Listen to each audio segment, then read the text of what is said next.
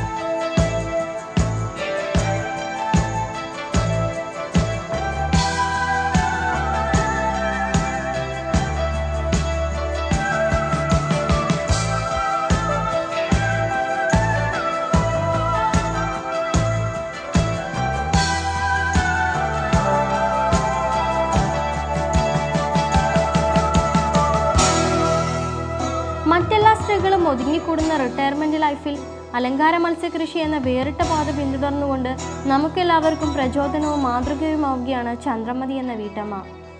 വിനോദവും ഒരുപോലെ സാമ്പത്തിക ലാഭവും നൽകുന്ന ഈ മേഖലയിൽ സ്വന്തം പ്രവർത്തന വൈഭവം കൊണ്ട് മുന്നേറുകയാണ് ഈ വനിത.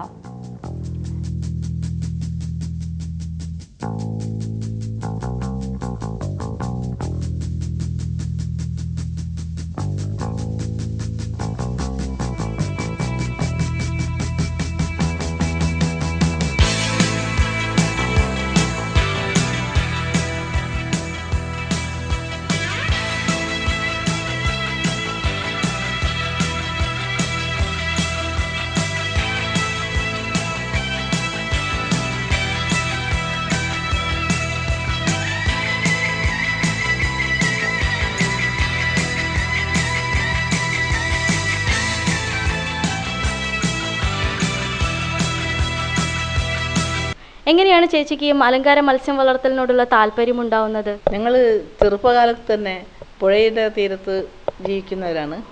അപ്പോൾ കുളിക്കാൻ പോകുമ്പോഴും അലക്കാനൊക്കെ പോകുമ്പോഴും ഞങ്ങൾ ചെറിയ തോർത്തുകൊണ്ടിൽ ചെറിയ കണ്ണൻ മീനുകളെ പിടിച്ചുകൊണ്ട് ആണ് ആദ്യത്തെ മീൻ പിടുത്തം തുടങ്ങിയത്.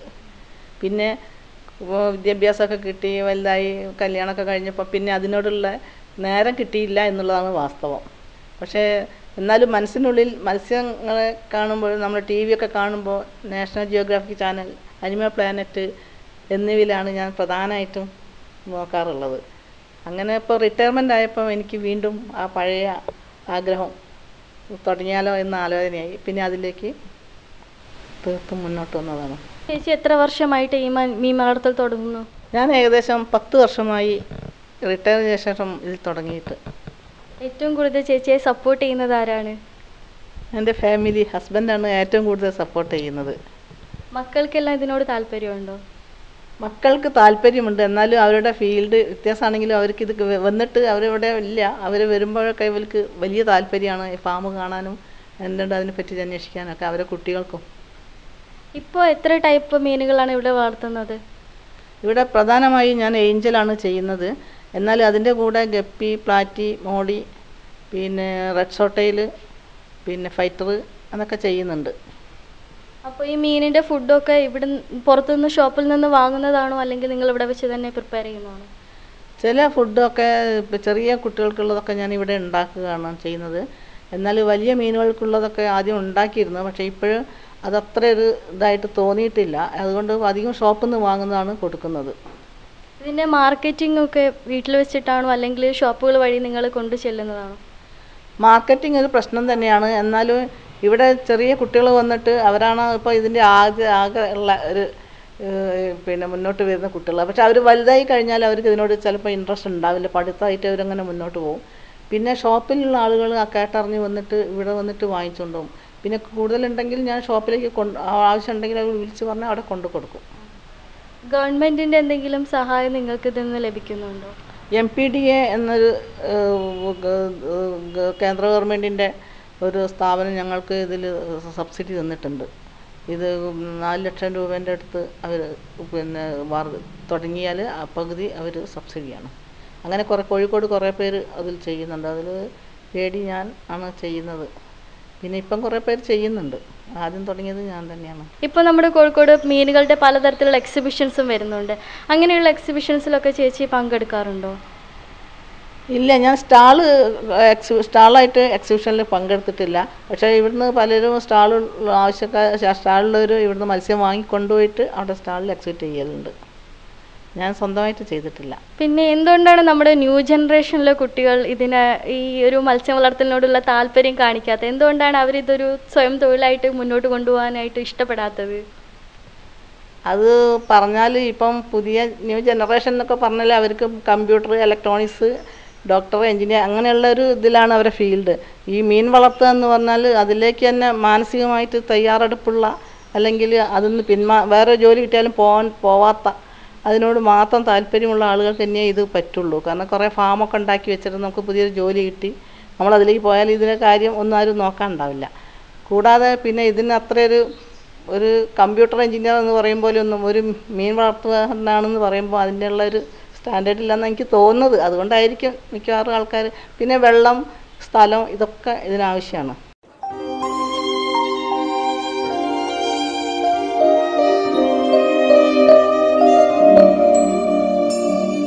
പുതുതായി ഇപ്പോൾ ഒരാൾ മീൻ വളർത്താൻ ഒരു സംരംഭം തുടങ്ങണമെങ്കിൽ എന്തൊക്കെ അടിസ്ഥാന സൗകര്യങ്ങളാണ് അതിന് വേണ്ടത്? ഒന്നാമത്തെ ഇത് വെള്ളം. മീനിന് ഏറ്റവും ആവശ്യമുള്ളത് പ്യുവർ വാട്ടർ തന്നെയാണ്. അത് തീരെ പിന്നെ മാലിന്യങ്ങളൊന്നും കലരാത്ത നല്ല വെള്ളമാണ് വേണ്ടത്. അത് ഇഷ്ടം പോലെ വേണതാണ്. പിന്നെ സ്ഥലം വേണം. മീനിന് ആവശ്യത്തിന് ടാങ്കുകളൊക്കെ ഉണ്ടാക്കി അതൊന്ന് മുന്നോട്ട് കൊണ്ടുപോകാനുള്ള സ്ഥലം വേണം. പിന്നെ വേണ്ടത് മനസ്സ്. അത് എന്ത് തന്നെ ആയാലും നമ്മളത് തന്നെ ഉറച്ചു നിൽക്കും എന്നുള്ള അതിന് വേണ്ട എല്ലാ കൂടെ അതിൽ പുരോഗതി വരുന്ന സൂക്കേട് വന്നാൽ കണ്ടുപിടിക്കാനും പുതിയ മത്സ്യങ്ങളെ പറ്റി അറിയാനും അതിൻ്റെ വളർച്ച എല്ലാ കാര്യങ്ങളും നമ്മൾ വളരെ ശ്രദ്ധിച്ചിട്ട് എപ്പോഴും കൊണ്ടുനടക്കുന്ന നല്ലൊരു മനസ്സും കൂടി ഇതിൻ്റെ കൂടെ വേണം. എന്നാൽ നമുക്കത് എന്തായാലും മുന്നോട്ട് കൊണ്ടുപോകാൻ പറ്റുമെന്നാണ് എൻ്റെ അഭിപ്രായം. ഈ മത്സ്യം വളർത്തലിനെ പറ്റിയിട്ട് ചേച്ചി എന്തെങ്കിലും ക്ലാസ്സുകൾ അങ്ങനെ എന്തെങ്കിലും പങ്കെടുത്തിട്ടുണ്ടായിരുന്നോ? ഞാൻ ധാരാളം ക്ലാസ്സിന് പോയിട്ടുണ്ട്. ഫസ്റ്റ് തന്നെ ഞങ്ങൾ പിന്നെ കൽക്കത്തയിൽ ഇൻ്റർനാഷണലായിട്ടുള്ള ഒരു എക്സിബിഷൻ ഉണ്ടായിരുന്നു. അതിൽ സിമ്പോസിയം ക്ലാസ്സുകളൊക്കെ ഉണ്ടായിരുന്നു. അതിൽ പോയിട്ടുണ്ട്. പിന്നെ ചെന്നൈയിൽ, പിന്നെ പാലക്കാട്, മുണ്ടൂരിൽ ഞങ്ങൾക്ക് ഇതിന് പ്രത്യേക ക്ലാസ് തന്നെ തരുന്നുണ്ട്. അങ്ങനെ പിന്നെ കോഴിക്കോട് എവിടെ ക്ലാസ് ഉണ്ടെങ്കിലും ഞാൻ അതിൽ പോയിട്ട് അറ്റൻഡ് ചെയ്യും. എത്ര അറിവ് കിട്ടുന്നോ അതൊന്നും നമുക്ക് തികയില്ല. എന്നും പഠിച്ചുകൊണ്ടേയിരിക്കും. പുതിയ രോഗങ്ങളുണ്ടാവും. നമ്മൾ വീണ്ടും അതിനെപ്പറ്റി പഠിക്കും, അറിയുന്നവരോട് ചോദിക്കും. അങ്ങനെ നമ്മളെ അനുഭവമാണ് നമ്മളെ ഏറ്റവും വലിയ ഗുരു എന്ന് പറയില്ല, അത് തന്നെ. ശരിക്കും മീനുകൾക്ക് പലതരത്തിലുള്ള രോഗങ്ങളും കാണപ്പെടുന്നുണ്ട്. ഇതിനെയൊക്കെ ചികിത്സിക്കാൻ എന്തെങ്കിലും സംരംഭം ഉണ്ടോ ഇവിടെ? ഇവിടെ അറിയപ്പെടുന്ന ഒരു മരുന്നുകളൊന്നും പിന്നെ ഞങ്ങളുടെ ഫാമിലുള്ളവർക്കൊന്നും ശരിയായിട്ടില്ല ഇതുവരെ. ഏത് സൂക്കേട് വന്നാൽ ഇന്ന് കാണുന്ന സൂക്കേടല്ല പിന്നെ ഒരിക്കലും മീനിനെ കാണുന്നത്. അപ്പോൾ അതിന് ചികിത്സ ചെയ്യാനുള്ള നോക്കുമ്പോൾ പിന്നെ വേറൊരു അസുഖമായിരിക്കും. പിന്നെ ശരീരത്തിൻ്റെ ഉള്ളിലുള്ള അസുഖങ്ങളും നമ്മൾ മീൻ വാങ്ങുമ്പോൾ ശരീരത്തിൻ്റെ ഉള്ളിൽ അസുഖങ്ങളുണ്ടാവും, പുറമേ ഉണ്ടാവും. പുറമേ ഉള്ളത് മാത്രമേ നമ്മൾ കാണുള്ളൂ. കുറേ ദിവസം കഴിഞ്ഞ് മീൻ ചത്തു പോകുമ്പോഴേക്കും അതിൻ്റെ ആന്തരിക അവയവങ്ങളിൽ എന്തെങ്കിലും ഫംഗസോ എന്തെങ്കിലും അസുഖം ഉണ്ടോ എന്നൊന്നും നമുക്ക് പറയാൻ പറ്റില്ല. അവിടെ പക്ഷേ അതിനെപ്പറ്റി സ്റ്റഡി ചെയ്യുന്നുണ്ട്. പക്ഷേ സാധാരണ വളർത്തുന്നവരേക്കൊന്നും ഇത് എത്തിയിട്ടില്ല ഇതുവരെ. പിന്നെ ഉപ്പാണ് മെയിനായിട്ട്. നമ്മൾ എന്ത് അസുഖം ഉണ്ടെങ്കിലും ആദ്യം ഉപ്പിലാണ് പരീക്ഷിക്കുക, ഉപ്പിട്ട് കൊടുക്കുക ചെയ്യുക. എന്നിട്ട് ചിലപ്പോൾ അതിൽ രക്ഷപ്പെടും ഒരുവിധം അസുഖങ്ങളൊക്കെ. പക്ഷേ പിന്നെ അത് പറ്റിയില്ലെങ്കിൽ പിന്നെ ചത്തുപോകുകയുള്ളൂ വെച്ചാൽ നമ്മൾ ഇതിനെ നിർത്തി അത് ട്രീറ്റ് ചെയ്യാതിരിക്കലാണ് ഞാൻ ചെയ്യാറ്. കാരണം അത് നമ്മളെ മേഖലയിൽ അത്ര അങ്ങോട്ട് പുരോഗമനം വന്നിട്ടില്ല. ശരിക്കും ചേച്ചിക്ക് ഈ മീൻ വളർത്തലിലൂടെ ഈ ഒരു വിപരീതമായിട്ട് എന്തെങ്കിലും ഒരു അനുഭവം, ഇനി ഇത് വേണ്ട അങ്ങനെ എന്തെങ്കിലും തോന്നിയിട്ടുണ്ടായിരുന്നു? അങ്ങനെ ഒരു അനുഭവം ഉണ്ടായിട്ടുണ്ടായിരുന്നു. ഞാൻ ഒരിക്കൽ പിന്നെ ഏഞ്ചലാണ് ഞാൻ അന്ന് എൻ്റെ ടാങ്കിൽ ഫുള്ളായിട്ട് ഏഞ്ചൽ ഉണ്ടായിരുന്നു. ആ സമയത്ത് ഞാൻ പുറത്തുനിന്ന് കുറച്ച് മീൻ പിന്നെ അതിൻ്റെ ബ്രൂഡ് സ്റ്റോക്കാക്കി വെക്കാൻ വേണ്ടിയിട്ട് വാങ്ങിയിരുന്നു. പക്ഷേ അത് കൊണ്ടുവന്ന് കുറച്ച് കഴിയുമ്പോൾ എൻ്റെ ഫാമിലുള്ള മിക്ക ഏഞ്ചലും ചത്തൊടുങ്ങി. ഓരോ ദിവസം കൂടുന്നതോറും അത് കുറേശ്ശെ അല്ല കൂടുതലായിട്ട് ചാവാൻ തുടങ്ങി. പിന്നെ ഞാൻ കണ്ണും പൂട്ടി ഒരു കുഴി കുഴിച്ച് അതിലിട്ട് മൂടുകയായിരുന്നു സാധാ ചെയ്തത്. പിന്നെ അതിലേക്ക് തീരെ താല്പര്യമില്ലായിരുന്നു. ടാങ്ക് അവിടെ തന്നെ കിടന്നു കുറേ കാലം.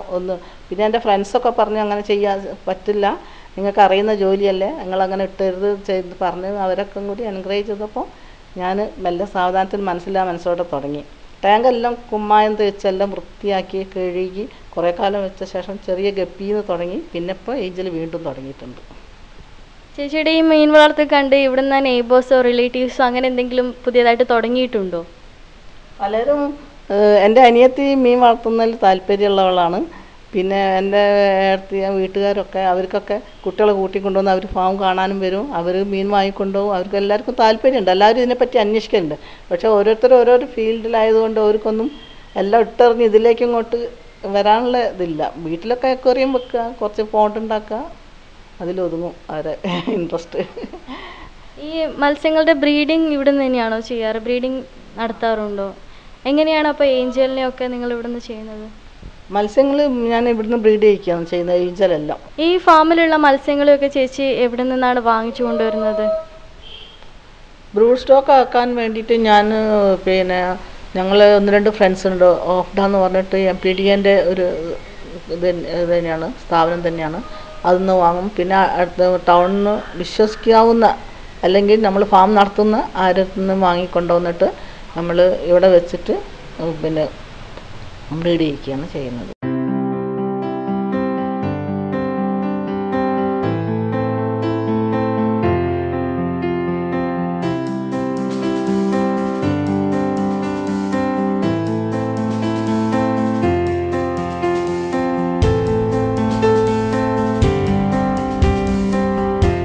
അലങ്കാര മത്സ്യത്തെ ഇഷ്ടപ്പെടാത്ത ആളുകൾ ആരും തന്നെയില്ല. എന്നാൽ ഏഞ്ചൽ മത്സ്യത്തെ ആണെങ്കിലോ? സ്കിൽഡേ ഗോത്രവർഗത്തിലാണ് ഇവ പെടുന്നത്. തെക്കേ അമേരിക്കയിലെ ആമസോൺ നദീതടങ്ങളാണ് ഇവയുടെ ആവാസ സ്ഥലം. പരന്ന ശരീരമുള്ളവയാണെങ്കിലും ഇവയ്ക്ക് നീളത്തേക്കാൾ കൂടുതൽ പൊക്കമാണുള്ളത്. കാണാൻ മാലാഖിയെ പോലെ സുന്ദരിയായ ഏഞ്ചൽ മത്സ്യത്തെ പരിപാലിക്കുന്നത് അത്ര എളുപ്പമുള്ള കാര്യമൊന്നുമല്ല. കുറച്ച് ഏഞ്ചൽ മത്സ്യങ്ങളെ ആദ്യം ഒരു ടാങ്കിൽ നിക്ഷേപിക്കുകയും അവയെ സൂക്ഷ്മമായി നിരീക്ഷിച്ചാൽ ചിലരെല്ലാം ഓരോ പേരിനെ കണ്ടെത്തി ഒരു സൈഡിൽ പോയി നിൽക്കുന്നതായും കാണാം. പിന്നീട് ഈ പേരുകളെ ഒരു ഗ്ലാസ് അക്വേറിയത്തിൽ ആക്കുക. അവിടെ നിന്നും ഇവ 2 ആഴ്ച കൊണ്ട് മുട്ടയിടുന്നു. മുട്ടയിടുന്നതിനായി അക്വേറിയത്തിൽ ഒരു വൈറ്റ് ടൈൽ പീസ് വെച്ച് കൊടുക്കുന്നു.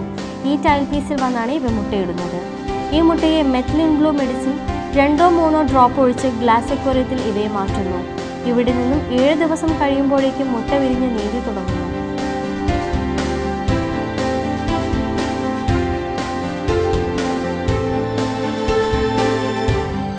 ആദ്യ ഭക്ഷണമായി ആർട്ടേമിയ ഫുഡാണ് ഇവയ്ക്ക് നൽകുന്നത്. പിന്നീട് മൈക്രോവേവ്സും നൽകുന്നു. 4 മാസം ആവുമ്പോഴേക്കും സാധാരണ ഫുഡുകളും നൽകി വരുന്നു.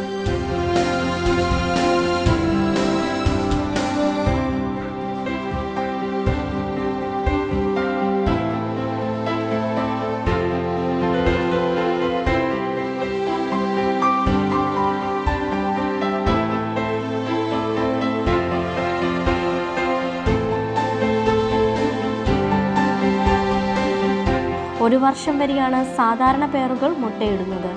2 വർഷം വരെ മാക്സിമം ഇത്തരം മീനുകൾക്കെല്ലാം ആയുസ്സുണ്ടാവുകയുമുള്ളൂ. ഒരു ജോഡിയായി കഴിഞ്ഞാൽ പിന്നീട് ഇവ ജീവിതാവസാനം വരെ അവർ വേർപിരിയുകയുമില്ല. മനുഷ്യനെ പോലെ തന്നെ വളരെ വിവേക ബുദ്ധിയുള്ള മീനുകളാണ് ഏഞ്ചൽ മത്സ്യങ്ങൾ.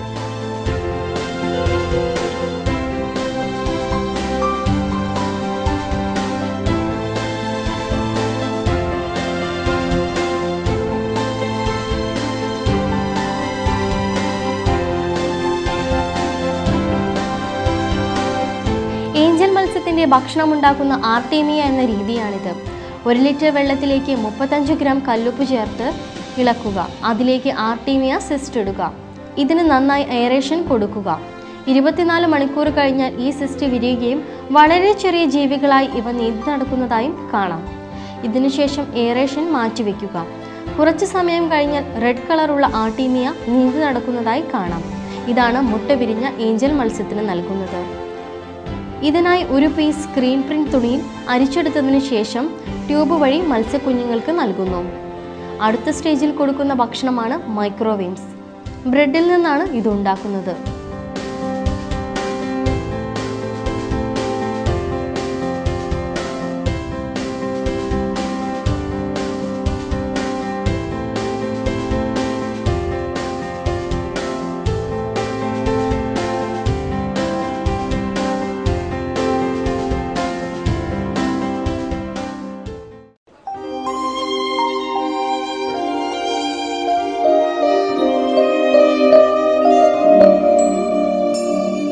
മറ്റു ജീവികളെ പോലെ തന്നെ മത്സ്യങ്ങളും മനുഷ്യരായിട്ട് ശരിക്കും നന്നായിട്ട് ഇണങ്ങുമോ?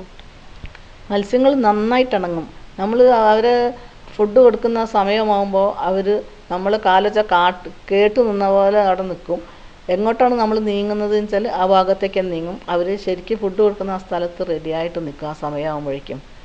പിന്നെ പരിചയമില്ലാത്തവർ വരുമ്പം അവർ പെട്ടെന്ന് ഓടി വെള്ളത്തിൻ്റെ സൈഡിലേക്ക് മാറി അടിയിലേക്ക് പോവുകയൊക്കെ ചെയ്യും. ശബ്ദം കേൾക്കുക, പരിചയമില്ലാത്ത ശബ്ദം കേൾക്കുക, പരിചയമില്ലാത്ത ആളുകൾ ഒന്ന് സംസാരിക്കുക, അങ്ങനെയൊക്കെ ചെയ്യുമ്പോൾ പ്രത്യേകിച്ച് ഏഞ്ചൽ ചാടി വെള്ളത്തിൻ്റെ പുറത്തേക്ക് തന്നെ ചാടാൻ നോക്കും. ഈ പരിചയമില്ലാത്തവരെ കാണുമ്പോഴും അവരെ ഒച്ചത്തിലുള്ള ശബ്ദം കേൾക്കുമ്പോഴും.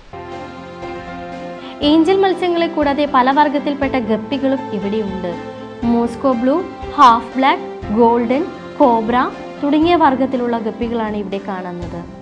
ലോകത്തിലെ ഏറ്റവും പ്രശസ്തമായ ഇനം ഒരു അലങ്കാര മത്സ്യമാണിത്. മില്യൺ ഫിഷ് എന്നും ഇതിനെ അറിയപ്പെടുന്നു. പെൺമീനുകൾ 4.6 സെൻറ്റിമീറ്റർ വരെയും ആൺമീനുകൾ 2.5 മുതൽ 3.5 സെൻറ്റിമീറ്റർ വരെയാണ് നീളമുണ്ടാകുന്നത്. പെസിലിഡേ എന്ന കുടുംബത്തിലെ ഏറ്റവും ചെറിയ മീനും ഇവയാണ്. ഇവ കുഞ്ഞുങ്ങളെ പ്രസവിക്കുന്ന ഇനത്തിൽപ്പെട്ട മത്സ്യങ്ങളാണ്. ഇതിനു വേണ്ടി ടാങ്കിൽ ഒരു ആപ്പ കെട്ടിക്കൊടുക്കുന്നു. കുഞ്ഞുങ്ങളെ സംരക്ഷിക്കുന്നതിനായി ആപ്പ വളരെ സഹായിക്കുന്നു. പ്രജനന സമയമായിരിക്കുന്ന മത്സ്യങ്ങളെ ഈ ആപ്പയിലിടുന്നു. ഇവിടെ വെച്ചാണ് ഇവ മത്സ്യക്കുഞ്ഞുങ്ങളെ പ്രസവിക്കുന്നത്.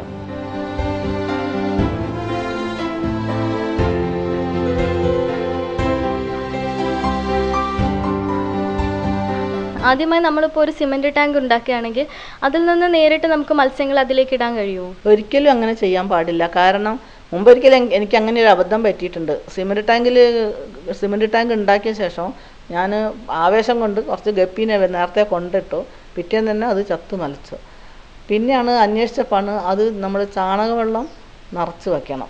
ചാണകവെള്ളത്തിൻ്റെ പുളിപ്പ് കൊണ്ട് സിമൻറ്റൊക്കെ കുറേ അതിൻ്റെ സിമൻറ്റിൻ്റെ പുളിപ്പൊക്കെ പോവും. പിന്നെ അല്ലെങ്കിൽ മാവിൻ്റെ ഇല നിറച്ചിട്ടാൽ മതി, അതും ചെയ്യാം. ഒരു 5-6 ദിവസം അങ്ങനെ ഇട്ടതിന് ശേഷം പിന്നെ ചാണകവെള്ളം കഴുകി കളഞ്ഞ് വീണ്ടും നല്ല പച്ചവെള്ളം നിറയ്ക്കും. പിന്നെയും സിമൻറ്റിൻ്റെ തരികളൊക്കെ അടിയിൽ ഇങ്ങനെ ഊറിക്കിടക്കുന്നുണ്ടാവും. അതൊക്കെ പോയി കഴിഞ്ഞിട്ട് നമ്മൾ ഒരു ടെസ്റ്റിന് വേണ്ടി ചെറിയ മീൻ എന്തെങ്കിലും കൊണ്ടിടും. ചത്തിട്ടില്ല ജീവിക്കുന്നുണ്ട് കണ്ടാലേ നമ്മൾ ധൈര്യപൂർവ്വം മറ്റു മീനിനെ ഇടാൻ പാടുള്ളൂ. അപ്പോൾ എത്ര ദിവസം കഴിയുമ്പോഴാണ് ഈ ടാങ്ക് ക്ലീൻ ചെയ്യുന്നത്? ടാങ്ക് ആഴ്ചയിൽ ഒരു ദിവസം ഏകദേശം 1/4 വെള്ളം ഒഴിവാക്കും. എന്നിട്ട് പുതിയ വെള്ളം നിറയ്ക്കണം. മുഴുവനും ഒരിക്കലും ഒഴിവാക്കരുത്. ആ വെള്ളത്തിൻ്റെ താപനിലയും pH ഒക്കെ മാറിപ്പോകും അപ്പോഴേക്കും. ഇത് കുറേശ്ശെയായിട്ട് 1/4 വെള്ളം ഞങ്ങൾ ആഴ്ചയിൽ ഒരു ദിവസം ഒരു ടാങ്കിലത്തെ മാറ്റും.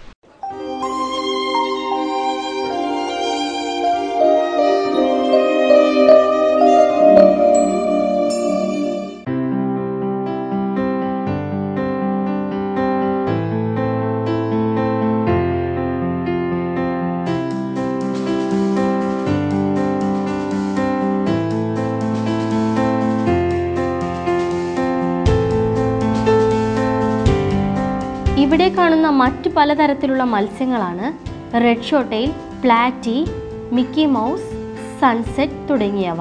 ഇവയുടെ ഉറവിട സ്ഥാനം മധ്യ അമേരിക്കയിലും തെക്കേ മെക്സിക്കോയിലുമാണ്. Red short tail, Mickey Mouse, platy, sunset തുടങ്ങിയ ഇനത്തിൽപ്പെട്ടവയെല്ലാം പ്രസവിക്കുന്ന വർഗത്തിൽപ്പെട്ടവയായതിനാൽ ഇവയ്ക്കായും ടാങ്കിൽ ആപ്പ കെട്ടിക്കൊടുക്കുന്നു. ആപ്പ കുഞ്ഞുങ്ങളെ സംരക്ഷിക്കുന്നതിനായി വളരെ സഹായിക്കുന്നു.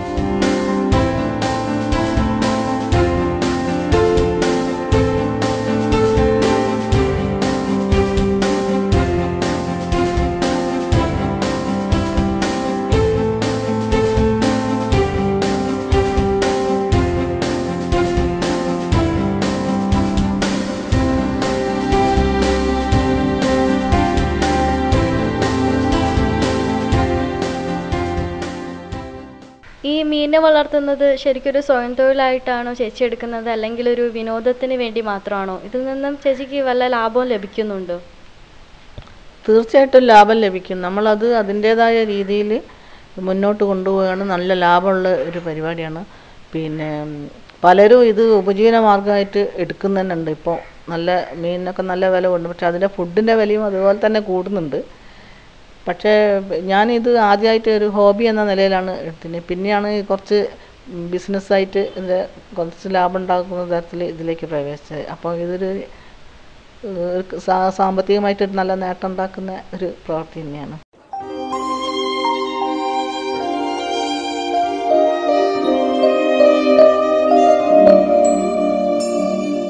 അലങ്കാര മത്സ്യകൃഷിയിലൂടെ ചേച്ചി ഇനിയും ഒരുപാട് ഉയരങ്ങളിലേക്ക് എത്താൻ കഴിയട്ടെ എന്ന് ആത്മാർത്ഥമായി ആശംസിക്കുന്നു. ഇത്രയും തിരക്കുകൾക്കിടയിലും ഞങ്ങളോടൊപ്പം ഒരല്പസമയം ചെലവഴിച്ചതിന് പെൺമയുടെ പേരിൽ ഒരുപാട് നന്ദി പറയുന്നു. നന്ദി.